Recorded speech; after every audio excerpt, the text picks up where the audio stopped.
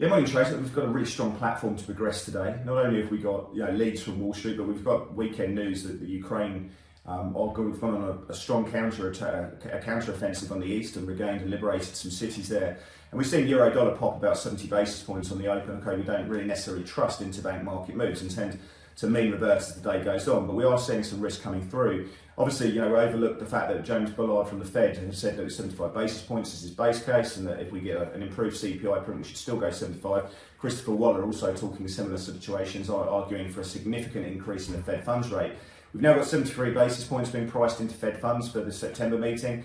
And despite that, you saw the Nasdaq ripping on Friday. We saw cash markets up 2.2%, the S&P was up 1.5%, 90% of stocks were higher on the day. You've seen the VIX trade down to 22%. You've seen a weaker US dollar, which is obviously very helpful for risk. VIX was down 60 basis points. You've seen real rates have a small decline. The 5-year real rates were down 3, 2s were down 5. And you've seen risk moving up quite nicely. But I think also if you go into the Fed's balance sheet, have a look at the liabilities, specifically on reserves. We've seen reserves trade up to $3.27 trillion. That's up 5% week on week. And I think that's really been so correlated with risk. So traders are looking at that balance sheet, the reserve side of things, and that's had a bit of a reprieve last week, moving higher. And I think that's moved up quite nicely. So we've seen some good buys in crypto. Gold's up about 0.5%. And it's led us to a stronger open today for Asia. Now, what are we looking for the week ahead?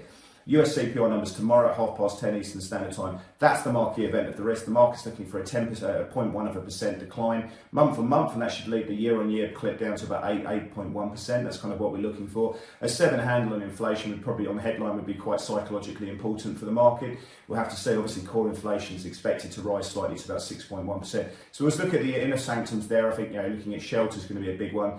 Obviously, continue to watch Bank of Japan MOF rhetoric playing through. We've got 9 ECB speakers to contend with this week. I know everyone's talking about quantitative tightening and when balance sheet reduction is going to start, and we'll hear more about that in the next ECB meeting, but that's something that people will be focused on. We've got UK jobs, UK CPI, Aussie jobs as well, and China industrial production now. So a big week ahead, trading with Pepperstone.